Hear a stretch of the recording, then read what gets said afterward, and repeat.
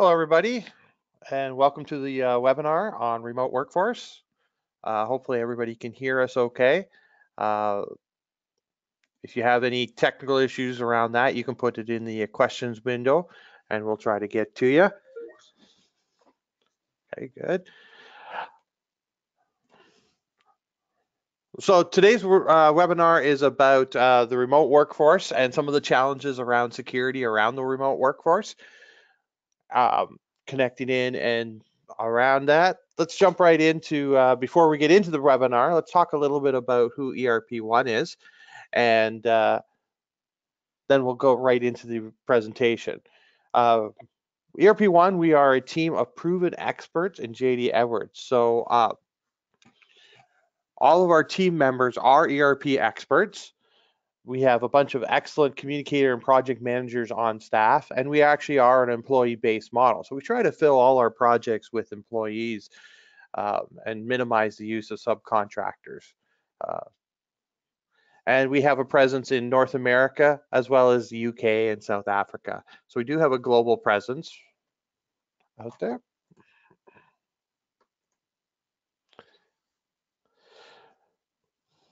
We make ERP-One work better for you, or Enterprise-One work better for you. We try to optimize or help you optimize the platform to ensure that you're hitting the right balance between maintenance and innovation. We'll help you extend and innovate your system and give you information clarity or creating the best path towards your business goals. So why work with us? Because of our people, our values, and ultimately our flexibility.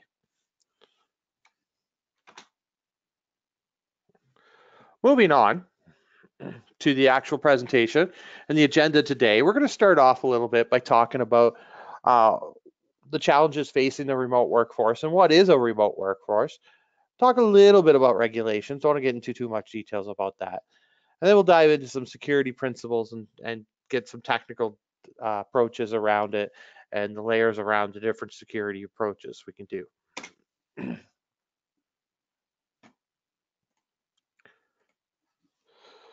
So the remote workforce. In the past, we had the traditional workforce, which was, we might have some satellite offices or remote offices, and possibly some people working from home.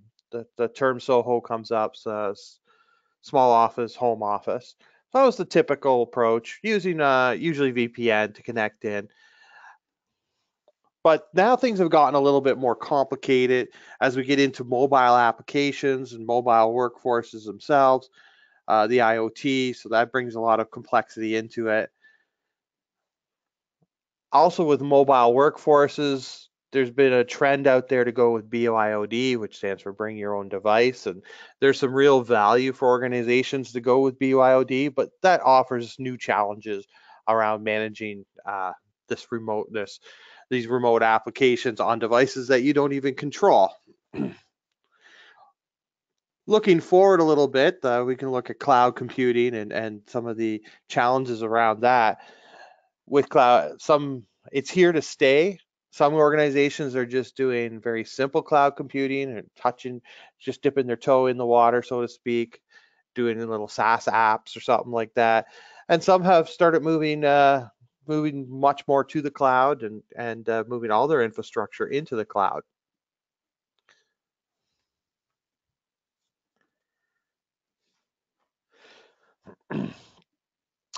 Along with that, there is more interfacing options into the cloud and more new techniques. Things like AIS is with JD Edwards, using REST protocols into JD Edwards. So it allows a lot of interfacing options, but new challenges around that. And then Orchestrator builds on top of AIS as that continues on. As we continue to look even farther into the future, there's lots of more challenges out there. Things like AI and chatbots, automation and autonomy. These things are all coming down the pipe. They're all things that we have to be aware of. There's a push now to be more and more complex transactions or more different sources of transactions and information coming from that is just other than the traditional workforce. One challenge that we're all facing is authentication, and how do we keep people know and secure who they are, and that's a challenge we're going to look forward to. LDAP is here, and a lot of organizations are using it, and that's great. But if we look at future authentications, OAuth, you probably see examples of that where websites now allow you to authenticate into them using your Facebook account or your Gmail or Google account. And then biometrics. My cell phone has a fingerprint authentication, so I can just log in. And we all know about Apple and their face recognition for logins to unlock the phone, and of the challenges around that where it doesn't always work perfectly. And I think when we look at remote workforce, we can't ignore B2B, which is really extending your workforce beyond your organization and starting to do more transactions with companies outside your partners, whether it be your customers or your vendors. And these are all challenges that we're facing, and we have to secure our systems accordingly around that.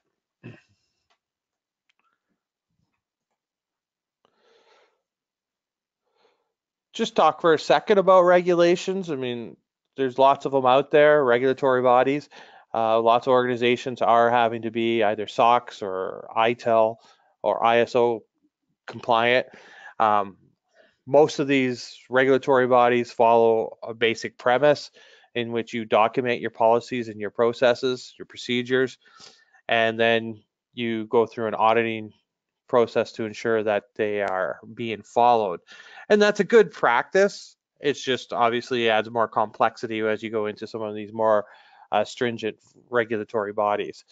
And as an example of a really strict one, I've worked in the past with ITAR, which is the International Trafficking in Arms Regulation. And anybody who deals with the US military will have to be ITAR compliant, which has very strict rules about who can see information and very strict auditing rules. Tons more regulations out there, more are coming. It's a very complex industry out there, and that could be a presentation all on its own. Some things around healthcare and financials and everything around that. So lots to be aware of around regulations. So these are all the challenges that we're facing. So then what do we do and how do we secure our environments around that? So before we get into some of the technical discussions, just wanted to come up with some basic premises or I like to say a mantras to live by. One thing is you should do what you say you're going to do. So as we go through this presentation, you see some ideas, you want to create policies or you're going to say this is what we're going to do. It's important that if you say that's what you're going to do, you should follow through and do that. Probably one of the biggest security breaches that you see out there, very common, is people not actually following the rules. And this comes back to that balance of making sure you're setting rules that people can follow. So a common policy that people set are password complexity and reset rules. Right? Most regulatory bodies or ever has suggest that you have one of these policies. Very interesting. Today I saw an article on LinkedIn about how they're suggesting that you do not force password resets anymore on users because it's actually having the opposite effect in that users are now uh, either will reset their passwords to a known pattern, so using the same password and just changing a number on it, or they're setting it to something that they can't remember and therefore they're breaking their own rules. They write it down, put it in notepads, do all sorts of stuff around that. So it's a good example of, you might put in a rule that's so stringent that it causes people to not follow it. So some interesting thoughts on around that. Of course, another important policy is account provisioning and termination. And I think that's probably one of the biggest holes out there for companies who don't do that. If you don't audit your accounts, you probably have a problem out there right now with terminated accounts that are still out there, users that are no longer with the organization and stuff. So you'd be pretty surprised to see all that. Another mantra I like to live by is securing to the level you need. You need to analyze your risks. Not all data is the same. Yes, we should secure our JD Edwards system and consider and have security around it, but let's be honest, certain data is more sensitive. So hone in on the key processes and examples of that, like credit card processing or And we all hear that in the news where companies have been hacked and credit card information has been stolen, or payroll and HR information. So these are areas where if you want to get into, say, an e-commerce website, maybe you should consider not storing your credit card information. Maybe you should consider instead going with a third party for credit card processing, where you never actually store that credit card. Let the third party whose expertise is that type of level of security manage that. And I've had in the past success working with Stripe. It's a great service out there. It's like PayPal as well for credit card processing. You get the credit card processed in your website or your application, but you don't have to store it and you don't have that liability around that. And a final mantra, I mean, if you're gonna, you should always audit what you're doing. You should review it and refresh your policies on a regular basis. This is true with anything. And with mobile security and some of the complexities around that, you may not want to account for everything that's coming down the pipe, but things are going to change. And therefore, you should keep on top of them looking into the future. So let's dive a little bit into security itself. When looking at security, you have to look at the multiple layers. There's not one over-encompassing thing that will secure your system. There are multiple layers to your application, and we therefore have to look at security at each one. You're only as strong as your weakest link. That's an old saying, and it's true with this as well. You can have the best firewall in the world, but if your application security is very lacking, I mean, if your JDE username is and password is still JDE, you're not very secure. So you got to look at all the layers in both isolation and in the chain. So very important. Start with perimeter and talk about the outer shell of security around your applications, around your system. I don't want to get into physical security, but obviously you need to have physical security in your own application. And don't forget about that. And most regulatory bodies make sure you have that. So make sure your computer room's locked and your screensavers come on with password protections, that type of stuff. But diving more into it, I mean, obviously you're going to have a firewall, and I would assume most companies or everybody on this call probably already has firewalls running. But some key points there is that you know the firewall is only as good as it's managed, so you want to make sure that you are very restrictive as to what you open up. You only open up the ports you need to. Doesn't mean you can't open up ports that are not secure, like an HTTP port. But typically, if you're going to open that up, it's strictly for the purpose of redirecting. This is common. You'll see that what I mean is if you go to google.com, it redirects you to https google.com. So you're going to have to open that up to do that redirect, but it's only for that purpose. Now, you also need to have a firewall that could handle things like attacks like denial of service and brute force attacks. And these are usually typically handled at the firewall level, and there's methods of handling them. Usually they'll block IPs and that seem to be doing malicious attacks or malicious activities. Several had failed attempts, that type of idea. So lots of great products out there. Make sure you have that in place. This is a fundamental around it. Another interesting thing to consider is something like geofencing. So what that means is that you can restrict to a geographical zone. So a little picture beside their map of an organization that would be in New York City, and they're going to geofence to, say, Manhattan. This really, if you're using the scenario where you're a bicycle carrier in the city, you don't want people from elsewhere in the country or in the world accessing your application. So why don't you just restrict to where you operate? It is a great idea. There are ways around it. So again, looking back to the layer principle, you can't just assume that that's going to solve all your problems, but it does make it does reduce your exposure and makes it harder for people to hack in. A very simple approach to that would be, for example, maybe only allow North American IP addresses to access your systems. So if you're a North American only organization, or maybe you have certain defined countries that you operate in, you restrict to those countries and really lock out other countries that aren't. Again, like anything, if you do that, you have to think of the ramifications. Maybe you have traveling salespeople, maybe not. So something to consider. And like I say, you can always get around it. There's always ways around these type of things. So it's not the only level of security, but it's an interesting concept nonetheless, and something to consider.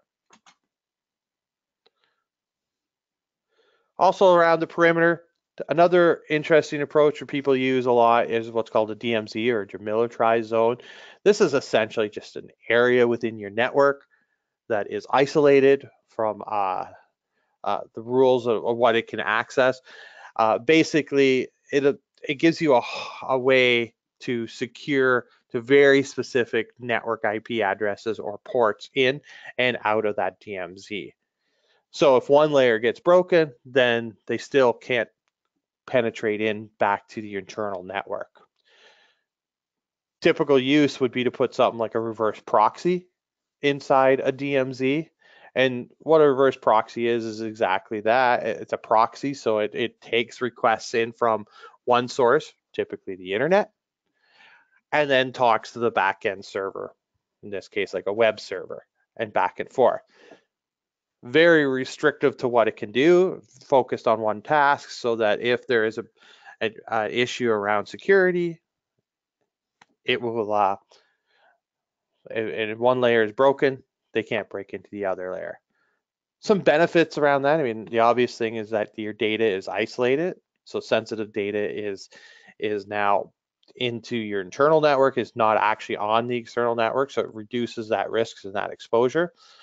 Some You can offload SSL security, so you can put a little bit of the workload in the proxy server, taking some of that workload off of your backend web server. That's a small benefit.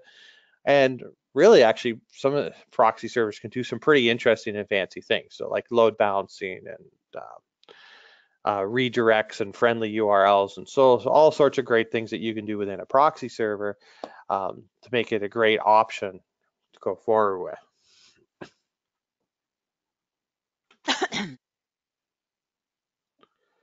So next, talk a little bit about network security, and this is very similar. ACLs from your DMZ. I mean, sorry. When you're setting up a DMZ, you have to set up something called an ACL, which is an access control list. So this is the list of rules in which can be accessed into your DMZ or out of the DMZ, whether it's to the internet or to the internal network. And some things to think about when doing that is you only want to set up what is there, so what you needed. Typical approach is that the DMZ is completely locked down and restricted, and then you start opening up things that you need. An obvious example is that you don't want to allow, say your server in your DMZ is a Windows server, you don't want to allow people to remote desktop into it from the internet. You will only allow that from the internal network, and maybe even restrict where in the internal network that can be accessed from. So you start getting very specific.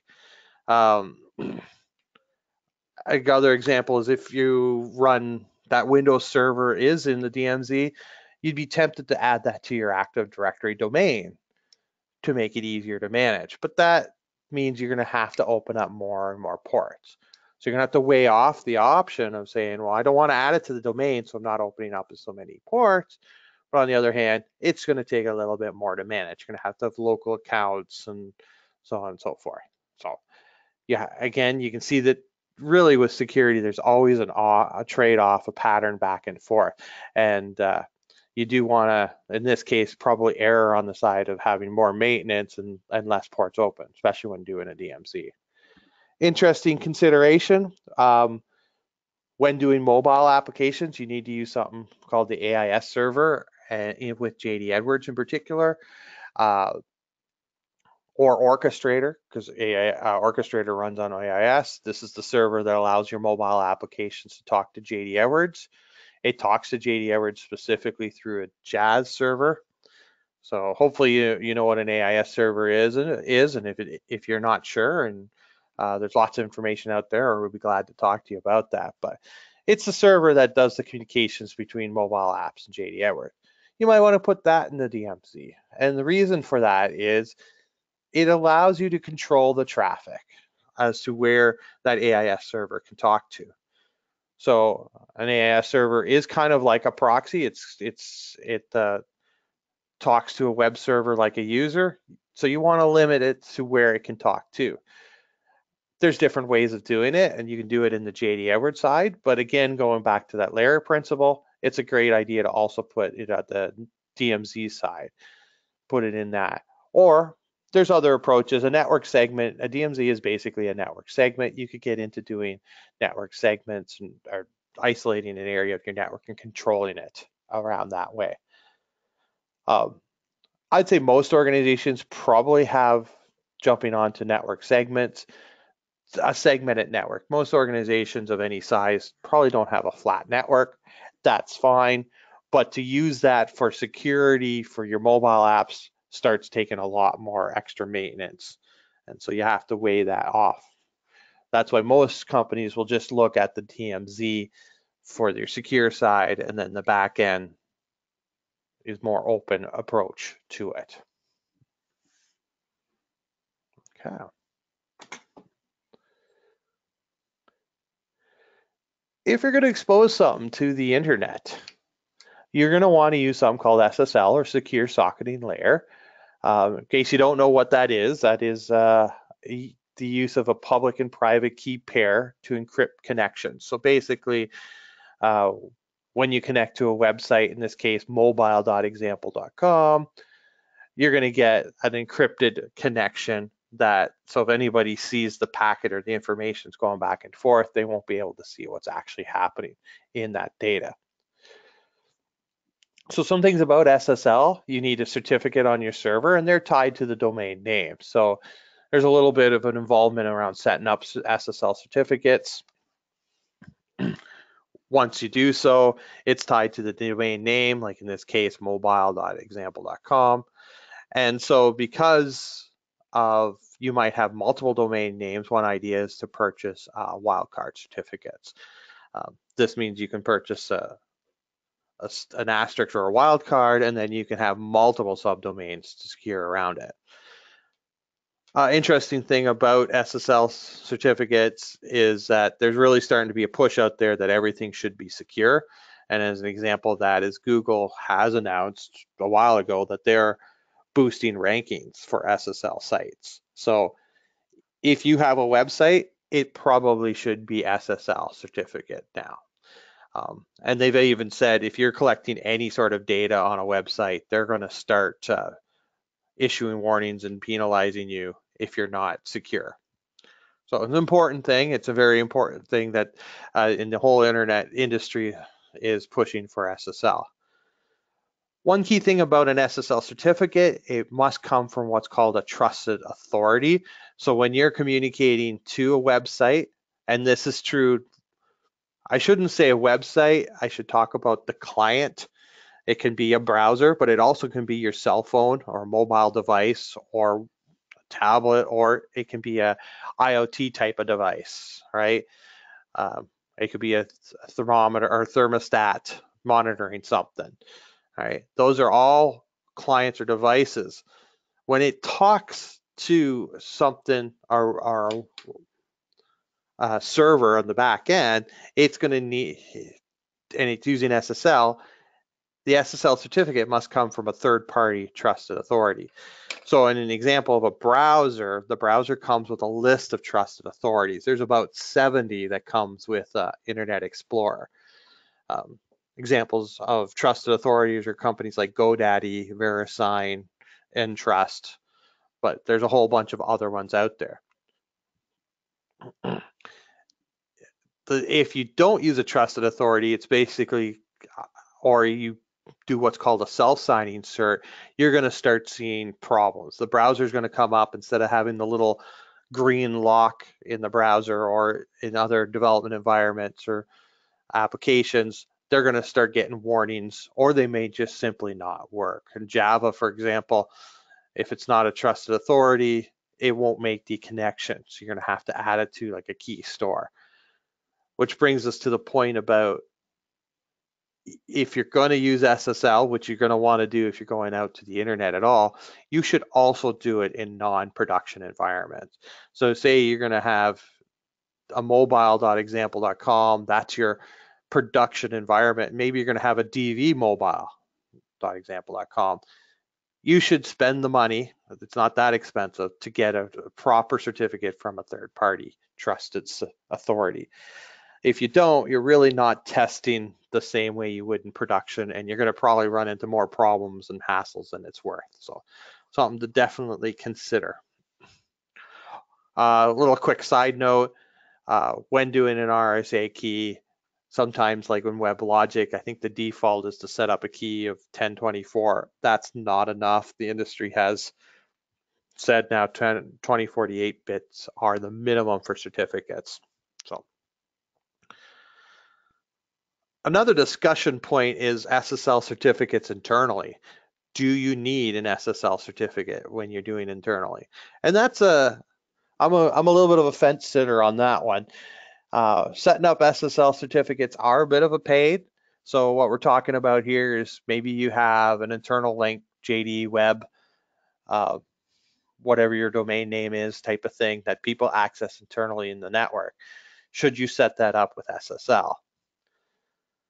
Well, if you follow the Google mantra and everything else, then the answer is yes. But really, I don't see as much of a value in an internal network if your network is secure. And everybody's case is different. So it's something you're going to have to weigh and consider the extra hassle of setting that up internally versus just using open or unencrypted communications. So something to consider. It's not good or bad either way, but just be aware that there is a considerable more effort to put it into. But obviously, when you go externally, you're going to do that. And you can do that again, if we go back to our DMZ discussion, you can do that at the DMZ's level, so you don't have to necessarily do SSL certificates internally. Something really to consider with that. Just a quick how SSL works. So there's actually a little bit of a communications back and forth before an established connection is done. Without SSL, the customer, whether it's a mobile device or a browser, just talks directly to the server and a response is given. But with SSL, it goes through this conversation where they say, hello, I'd like to set up a SSL session. The server might respond, here's my certificate, this is key, where your client then will go through and say, is it a valid certificate? Is it signed by somebody? If it's not, it might block access to it. So this is where it's really key. If bare minimum with things like Google, you typically get a big warning and you have to click 2 or 3 times before it says, let me proceed anyway. So like I said, if you don't have a valid certificate, it can be real pain. Once that is established, then communication sent back to say, here's our private key for this communications, for this session. And then a session is done and the communications will happen. And this happens every time you talk, because essentially your session's closed in between every send or post that you do. So happens very often in communications around SSL. Another topic is to talk about mobile devices. And we talked a little bit about the challenges around that we're going more of a mobile workforce, and ultimately we should have, or we're also looking at BYOD out there. So people are bringing their own devices. This really gives you challenges for how to manage those devices. And really, nowadays, you probably are going to need to purchase or use one of the many great MDM or mobile device management software out there. I think these are kind of the top 4 out there in the market. AirWatch, which is actually by VMware. Meraki, which is a Cisco product, so big names in here. BlackBerry, yes, they're still around, and actually this is where they're focusing their efforts on, so it's still a great product out there, the Bez server. And MAS 360 is an IBM product. So you can see all the major players are in there, and those are maybe the majors, but there's other ones out there. When buying an MDM software, there's a couple of key features that you should be looking for. Some of the stuff are kind of obvious. There's provisioning, things like setting up a VPN and Wi-Fi setups, maybe enforcing security policies, and these are all things that will, if it's BYOD, you might be doing a little bit less. If it's not BYOD, you'll be using a lot more of it. You want something that has the ability to distribute applications, so you don't want you prefer customers or not customers, users to go directly to or have their applications that they need right on there instead of going to the app store. Or if you're building your own custom apps, they won't. You definitely don't want them in the app store. You want to distribute it somehow. And this brings, oh, and every app probably will have some configuration. At bare minimum, it's going to need to be able to talk to the AIS server. So, this brings up a concept called containerization. So on your MDM or on your devices now, especially in a BYOD environment, a lot of them have the capability of having basically a subset of the device, an area that's locked down and containerized, so that corporate data is in there. It's encrypted, it's encapsulated. Often comes with a VPN connection back to the office, so that these apps are allowed to talk to the office. These apps have encrypted data, so if the device is stolen, nobody can see information that's on your phone. This is a great way to make sure that your corporate data is protected, and it goes well with the next thing about tracking the device and ultimately locking and wiping it if you need to, if the device is stolen, if it's or even if just the employee quits type of thing. And if you go BYOD, this allows you to, by containerizing the applications, it allows you to wipe off the applications that are corporate based without destroying their phone, because you don't actually own the phone, it's the employees. So as you get into a mobile workforce, an MDM solution is really key.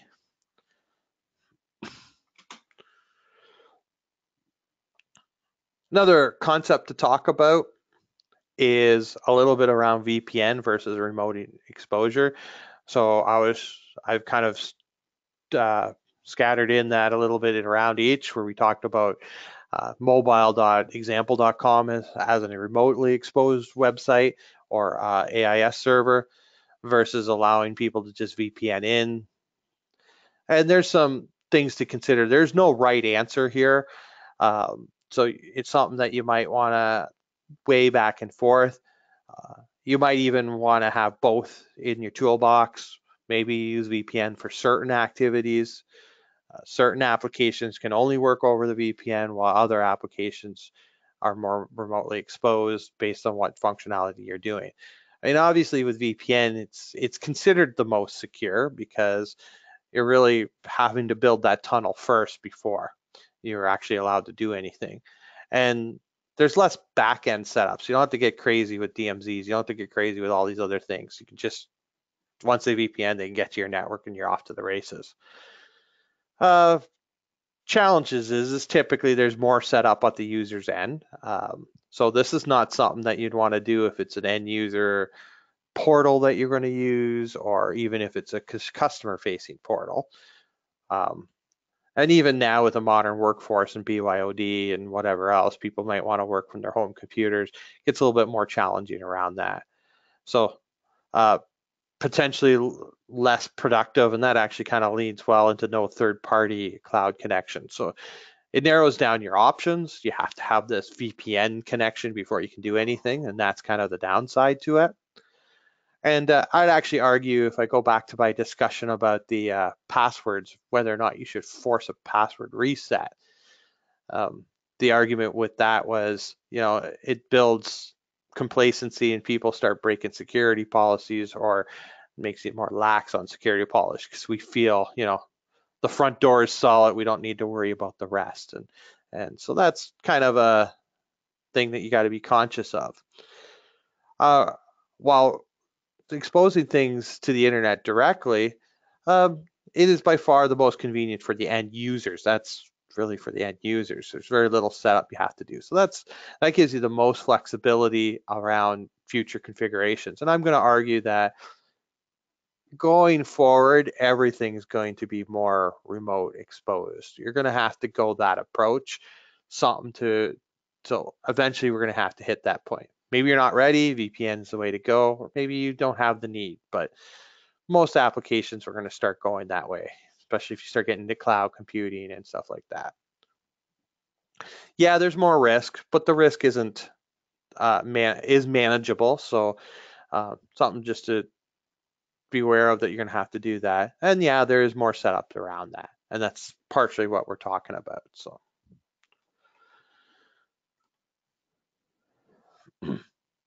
talk a little bit about JD Edwards down. So we're keeping drilling down a little bit as we get through the layers. Um, and really, I've got it going fairly fast over this, so I'm sure there's going to be some questions or whatever at the end, so we can go through them as we go along, or I mean at the end. Um, but one of the areas to watch for on the JD Edwards web server is, because AIS is what's used for either integrations like through Orchestrator or through mobile applications, and they talk directly to a web server. Uh, you may want to control which web servers they're communicating to. We talked about doing that through the DMZ, which is a great way to control it. And maybe you're also going to want to do it at the web server level, the Jazz server setting. And right here in the allowed hosts, this one's set to an asterisk, but you can actually set that to a list of servers. Of course, by setting it to a list of servers, you are restricting who can access it, and that in turn will give you some, might make things a little bit more complex as far as setup and so on. So something to be aware of, but there is that setting out there for you. Oops. Next slide. So another approach within JD Edwards and the application level security is by utilizing JD Edwards security itself and changing the security that you're allowed to use when accessing JD Edwards remotely versus internally. And one way to do that is to create yourself a new JD Edwards environment. So I don't know if there's a lot of CNCs on the call, but we all know that creating another JD Edwards environment does mean extra time and effort and management, but we minimize that by actually sharing things like the path codes, the data sources, and the OCMs. So in this example, we may take JD production 920J, as in the Jazz server, and copy that to our PD 920. Initially, it's the same environment, but where the magic sauce comes in is where the you lock down using JD Edwards security, using role and user environment assigning, so that this new environment, RPD 920, is restricted to what applications it can run. And you probably are going to go very restrictive at first and only allow certain mobile applications to go in. So maybe you're going to start off with mobile applications to do PO approvals. Well, you don't need to allow then anybody to do GL posts. So if the finance manager who can do GL posts signs in remotely, they can't accidentally, which they wouldn't be able to do from the application, but if their account ever got hacked or whatever, they still at the application level won't be able to do certain transactions that you're not allowing them to do this.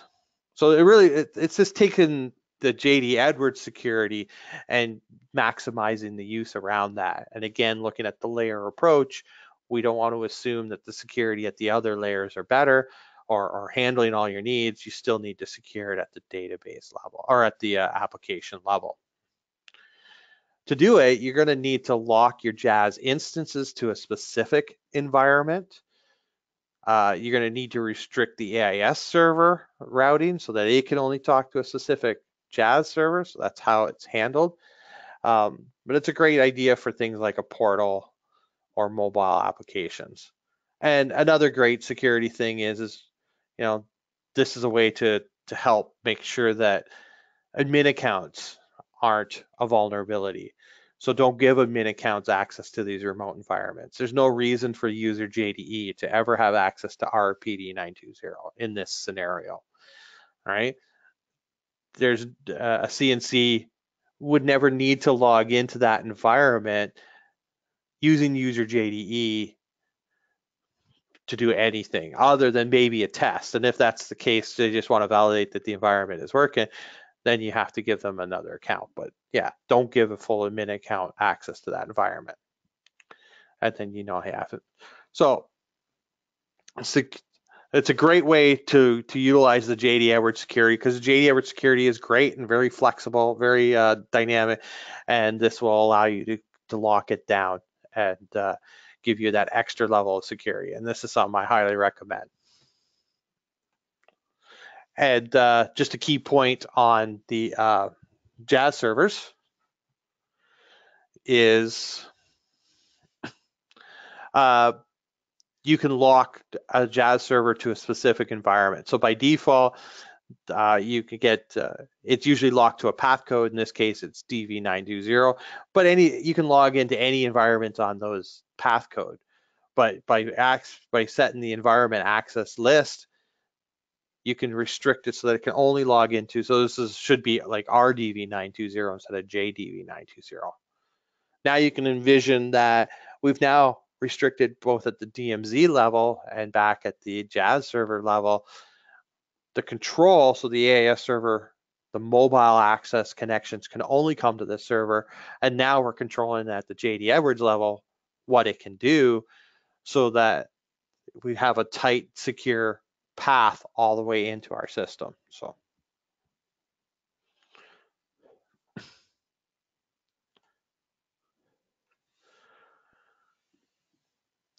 the last point I wanted to touch base on is a little bit about the database security. Um, this one gets a little bit trickier to handle. As of I think it was 9.2, they came out with multiple levels of security at the database level. And what we're talking about here is when you log into JD Edwards um, using a JD account, and behind the scenes, there's something called a system account, often called a proxy account, that connects to the database. So the JD Edwards user has to use another account to connect to the database. And those database accounts typically have fairly wide open database security. Now, the end users don't know the username and password, so that's a good thing. Now, JD Edwards offered by out of the box 2 accounts so that end users are using a slightly restricted account, JD users, so have some restrictions around it. But really, ultimately, they still have full access to all the data in there. And so the question then at hand is still, do you want to start restricting database access to it in what? No, it doesn't matter what database tool you're using, whether it's SQL, Oracle, DB2, you can start restricting down so that people can't read certain tables. Anybody with a CNC background knows that immediately that's going to take a lot to manage. And this is where it really is a fine line around extra security versus the extra management level. And so I warn you to tread carefully when playing with this, because it's going to take a lot more to set up. And maybe you take the opposite approach in that if you have certain real sensitive or key data, maybe that's what you start locking down. So start locking down if you run HR or payroll, maybe you lock down that at the database level for certain accounts so that only certain accounts can access it. Ultimately, if you don't do alternate proxy accounts, it's all kind of, people can still access it. So something to consider, but it's something that you're really not sure if it's really necessary, and everybody's case is different. And that's the reoccurring theme here. Everybody's case is different. Everybody's needs are different. and you really are going to have to balance your own needs and concerns around it versus your own risks and how much effort and maintenance you can take on and are willing to take on. So, all right. So saying that, that's the bulk of what I had to present. And I went over it fairly quickly, and I realized that it was a fairly quick presentation on a very complex topic. And so your needs might be different, or you might have more needs, and we'll be glad to talk to you. If Darrell, you we have do any have a questions couple right questions. now, Yeah, we do have a sorry. couple questions. No, we have a couple questions. Yep. Well, we have one basically comment and one question from the same person. What Okay. does no third-party cloud connections mean for VPN? And then the comment after that was, for myself, I can access cloud app like Outlook.com even when I use VPN at home. So what does Yeah. no, there we go. Okay. Yeah. Okay. Yeah. So what I'm really referring to there is more on the inbound side of things. So if you're using an Outlook.com is something that your client, so you're not accessing Outlook.com. Outlook.com is not accessing JD Edwards directly. You're accessing it as a client. But what I'm really referring to is, say you have CRM and you want CRM to now talk to, so you're using your Oracle Sales Cloud, you want it to talk to JD Edwards. You're going to have to expose JD Edwards or the AIS server or some other tool like Orchestrator, well, that goes through AIS, to the internet to allow Sales Cloud to talk to JD Edwards.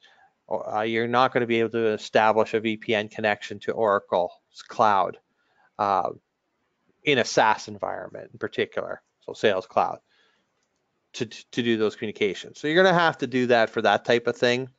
So that's what that's really referring to versus um, making an outbound connection. So obviously JD Edwards can make an outbound connection to Sales Cloud, but it won't be able to make an inbound. So, okay.